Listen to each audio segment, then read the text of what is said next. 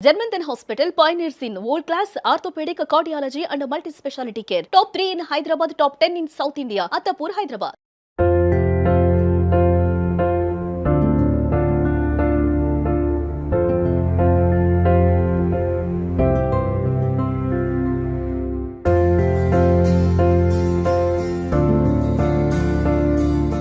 ప్రస్తుతం మనం విజయవాడలో ఉన్నాం. మనతో పాటు ఉంది పద్మావతి శ్రీవల్లి. తను తెలుసా 9th క్లాస్ నుంచే రకరకాలైనటువంటి స్పెషల్ యాక్ట్ అని చెప్పొచ్చు, ఆర్ట్ అని చెప్పొచ్చు. చూడండి, బియ్యం గింజ మీద ఎవరైనా రాస్తారు, బట్ తను చూడండి ఇది సేమియా జస్ట్ ఒక చిన్నది, అది తర్వాత ఇక్కడ చూడండి దారం మీద హ్యాపీ ఇండిపెండెన్స్ డే అని రాసింది, అలాగే పేట్రియాటిక్ సంబంధించినటువంటివి, ఇలా రకరకాలైనటువంటి విద్య అంతా కూడా ఆమె సొంతం. చాలా అవార్డ్స్ ఉన్నాయి, రివార్డ్స్ ఉన్నాయి, ఇండియా బుక్ రికార్డ్స్ ఉన్నాయి, చాలా ఉన్నాయి. అలా చెప్పుకుంటూ పోతే ఒకటి కాదు.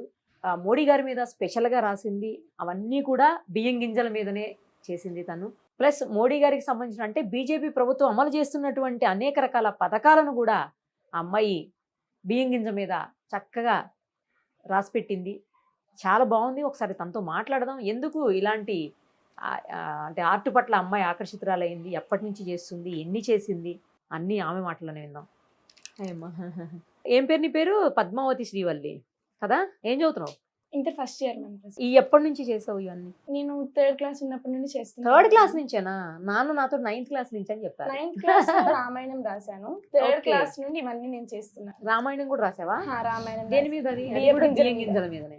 చాలా ఉన్నాయి నీ దగ్గర. టూత్ పిక్ మీద కూడా రాసినట్టు. టూత్ పిక్ మీద మొత్తం వేటి మీద రాసావు చెప్పు ఒకసారి. దారం మీద జనగణమన మొత్తం రాశాను, అండ్ టూత్ పిక్ మీద సారజహాస్య మొత్తం రాశాను, అండ్ సేమియా మీద వందే మాత్రం మొత్తం రాశాను. బియ్యపు గింజ మీద 26 లెటర్స్ A to Z మొత్తం రాశాను. ఆల్ఫాబెట్స్ మొత్తం రాశాను. అండ్ నువ్వు గింజ మీద ఫ్లాగ్ వేశాను. గణపతి బొమ్మ కూడా వేసినట్టు. బియ్యపు గింజ మీద గణపతి బొమ్మ కూడా వేశాను. మోడీ గారి ఏదో రాసావు, ఆయన బయోగ్రఫీ రాసినట్టు. మోడీ గారి జీవిత చరిత్ర రాశాను. మొత్తం ఆయన ఇంప్లిమెంట్ చేసిన A to Z స్కీమ్స్ మన ఇండియాలో ఏవైతే రన్ అవుతున్నాయో ప్రెసెంట్ అండ్ ఫ్యూచర్ లో కూడా రన్ అవుతాయి అవి.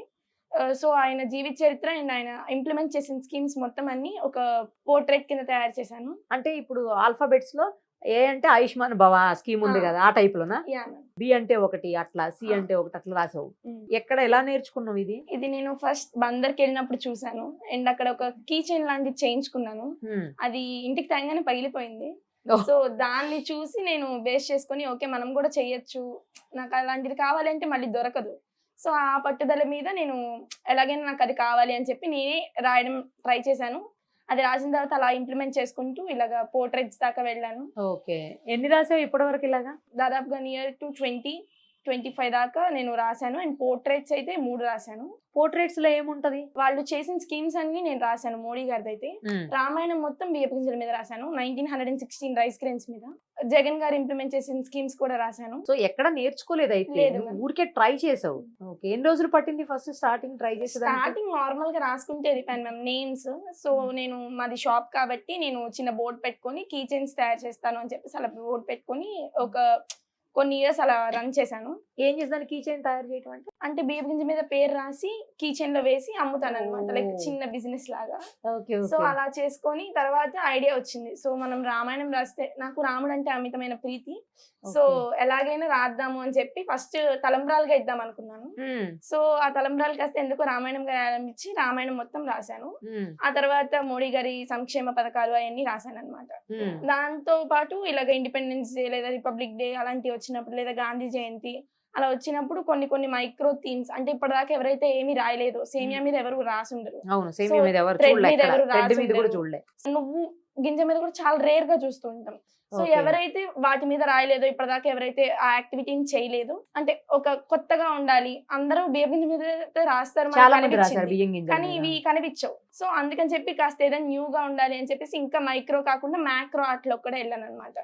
దారం మీద రాసింది దాన్ని మ్యాక్రో ఆర్ట్ అంటారు, అండ్ బియ్యపు గింజలు అలాంటివి అయితే మైక్రో ఆర్ట్. ఇది రాసేదానికి నువ్వు ఏం యూస్ చేస్తావు? Normal pens ma'am, gel pens లాగా అట్లాంటి జెల్ పెన్సా? జెల్ పెన్స్ అలాంటివి వాడతాను మాక్సిమం. మరి చాలా చిన్నగా ఉంది కదా, అంటే ఏమన్నా మ్యాగ్నిఫైయింగ్ గ్లాస్ పెడతావా? లేదు మ్యామ్, డైరెక్ట్ గా హ్యాండ్ తో క్యారీ చేసుకొని రాసేస్తాను.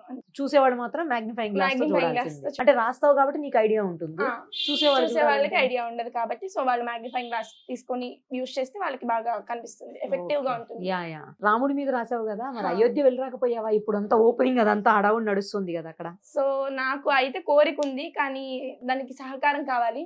సో నేను దానికోసం చాలా ట్రై చేస్తున్నాను, ఎలాగైనా అయోధ్య రామ మందిరానికి వెళ్దాము అని.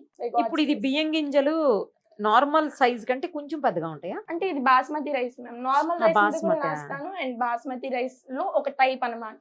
ఒక దాని మీద రాయాలంటే ఎంత టైం పడుతుంది నీకు? 2 to 5 seconds లో నేను నేమ్స్ అయితే రాసేస్తాను. అంతే, అంతే. నేమ్స్ అయితే ఆ names కొంచెం అయితే. ఇలాంటివి అయితే కొంచెం టైం పడుతుందా? కొంచెం టైం పడుతుంది. పోర్ట్రైట్స్ అయితే ఒక 10 days తీసుకుంటాను ఓహో. అండ్ పెన్సిల్ స్కెచింగ్ అలాంటివి అనుకోండి ఒక 2-3 hours. స్కెచెస్ తో కూడా రాయొచ్చా? అంటే human sketching ma'am, like faces వేయడం human అవా? art. అవైనా ఒక 2 hours అలా తీసుకుంటాను. అది ఫోటో ఉండాలా నీకు? ఫోటో ఉండాలి, లైక్ ఫోటో ఉంటే నేను వెంటనే వేసేస్తాను. 2 hours లో వేస్తాను. అది వేటి మీద వేస్తావు? అవి పేపర్స్ మీద వేస్తాను. Papers like paper carving, paper ని కూడా ఒక హ్యూమన్ ఫేస్ లా కట్ చేయగలను నేను. పేపర్ ను కూడా కట్ చేస్తావు? Paper ని ఉన్నాయి కూడా అలా cut కట్ చేస్తాను. చేసినవి ma'am. చాలా రకాల ఆర్ట్స్ ఉన్నాయి, ఇవన్నీ నీకు నువ్వు నేర్చుకున్నవే? అంటే ఒకసారి చూసాను అంటే అది నాకు ఎలాగైనా నేర్చుకోవాలని పట్టుదల ఉంది. చిన్నప్పటి నుండి ఆర్ట్ అంటే చాలా ఇష్టం. Okay. సో ఆ ఆర్ట్ ఇంట్రెస్ట్ తోనే నేను ఇదంతా చేయగలిగాను. అంటే ఇంట్లో వాళ్ళు కూడా సపోర్ట్ చేస్తారా? ఏమనరా మమ్మీ డాడీ? అస్సలు నాకు ఆర్ట్ అంటే చాలా ఇష్టం. సో మమ్మీ డాడీ కూడా ఎంత సపోర్ట్ అంటే అంత సపోర్ట్. ఎక్కడ నేర్చుకోలే కదా? ఫస్ట్ నుండి ఇంట్లోనే అన్ని. ఇక్కడ నేర్చుకున్నా, ఇంట్లో నేర్చుకున్నా. ఎవరికైనా నేర్పిస్తున్నావా? లేదు మ్యామ్, ప్రెసెంట్ అయితే నాకు అవ్వలేదు, సో నేర్పించలేదు. బట్ ఫ్యూచర్ లో మాత్రం కంపల్సరీగా ఈ ఆర్ట్స్ అన్ని ప్రతి ఒక్కరికి చేరాలి, మనతో ఆగిపోకూడదు. ఫ్యూచర్ జనరేషన్స్ కూడా ఈ ఆర్ట్స్ తెలియదు, ఎందుకంటే ఇవన్నీ 90s పట్టించుకోరు అసలు ఎవరు first. పట్టించుకోరు ఆర్ట్స్. సో ఆ ఆర్ట్స్ అనేవి ముందుకెళ్ళాలి అంటే ఇంకొకరికి అలవాటు చేస్తేనే కదా అది ముందుకెళ్ళేది. అవును. సో ఫ్యూచర్ జనరేషన్స్ కూడా నేను నేర్పించాలి అనుకుంటున్నాను. బట్ దానికి కాస్త టైం పట్టిద్ది, బికాస్ నేను కూడా దాంట్లో కొన్ని తెలుసుకోవాలి, కొన్ని చేసుకోవాలి. సో దాన్ని బట్టి నేను ఫ్యూచర్ జనరేషన్స్ కి నేర్పిద్దామని నా ప్లాన్ కూడా. Okay okay. ఇప్పుడు బియ్యం గింజ మీద రాసావు కదా, ఇది నువ్వు పెన్ తో రాసావు, జెల్ పెన్ తోటి. దీని మీద స్కెచ్ తో రాయొచ్చా? అవ్వదా? రాయొచ్చు మ్యామ్, లైక్ దేంతో అయినా రాయొచ్చు, కానీ కొన్ని స్కెచెస్ ఏంటంటే వాటర్ ప్రూఫ్ కాదు. అదే దానికోసం అడిగాను. అండ్ కొన్ని ఏంటంటే స్మర్జ్ అయిపోతాయి. సో స్మర్జ్ అయిపోతే మనకి రైస్ గ్రైన్ మీద రాసామని మనకి తెలియదు, వాళ్ళకి తెలియదు. సో దానికి జెల్ పెన్స్ అలాంటివి అయితేనే మనకి ఎఫెక్టివ్ గా కనిపిస్తాయి, బాగా రాసినట్టు కూడా కనిపిస్తుంది. లేకపోతే మిగతా పెన్స్ అనుకోండి స్మర్జ్ అయిపోతాయి, ఊరుకునే స్మర్జ్ అయిపోతే మనకి ఫ్యూచర్ లో ఉండదు కదా. అవునవును. నువ్వు ఇప్పుడు ఇంటర్ చదువుతున్నావు కదా, మరి ఎప్పుడు అవకాశం ఉంటుంది రాసేదానికి? కొంచెం ఎక్కువ ఉంటది కదా సిలబస్ ఈ టైం? సిలబస్ ఉంటది. సో సండేస్ ఆ టైంలో నేను మాక్సిమం చేస్తాను. మా కాలేజ్ వాళ్ళు కూడా బాగా సపోర్ట్ చేస్తారు నేను ఏమైనా చేస్తాను అంటే. సో మాక్సిమం మా కాలేజ్ సపోర్ట్ ఎలాగ ఉంటుందో ఇంట్లో సపోర్ట్ కూడా అంతే ఉంటది. సో సండేస్ ఆ టైంలో కొన్ని సార్లు చేస్తూ ఉంటాను అనమాట. చాలా అవార్డ్స్ వచ్చాయి కదా, ఏమేమి వచ్చాయి చెప్పు? Like India book of records, world book of records, appreciation letters వచ్చినాయి. మ్యాజిక్ బుక్ ఆఫ్ రికార్డ్స్ నుండి డాక్టరేట్ వచ్చింది. ఇప్పుడు నువ్వు డాక్టర్ అయితే, మరి నేను చెప్పలేదుగా డాక్టర్ అని. డాక్టర్ పద్మావతి శ్రీవల్లి అని చెప్పాలేమో. లైక్ డాక్టరేట్ వచ్చింది and Trump book of records నుండి ఒక రికార్డ్ వచ్చింది. ఓకే. ఇంకా మోడీ గారు జీవిత చరిత్ర రాసినందుకు నాకు ఇండియా బుక్ ఆఫ్ రికార్డ్స్ వచ్చింది అనమాట. ఏంటి నెక్స్ట్ డేస్ లో అంటే ఆశయం ఏమన్నా ఉందా, లక్ష్యం ఏమైనా ఉందా? ఉంది మ్యామ్, ఎలాగైనా నేను చేసిన రాముల వారి పోర్ట్రేట్ ని అయోధ్య దాకా తీసుకెళ్లాలనేది నా కోరిక. అలా కాదు, ఇంకా ఆర్ట్ లో నెక్స్ట్ లెవెల్ కి ఏమైనా Art లో లేకపోతే ఇంకా ఇంకా ఏమైనా macro art. రాయాలని? ఇంకా మ్యాక్రో ఆర్ట్ చేయాలని. ఇంకా దేని మీద చేస్తావు? మ్యాక్రో అంటే ఇంకా ఎక్కడ అవకాశం ఉంటుంది?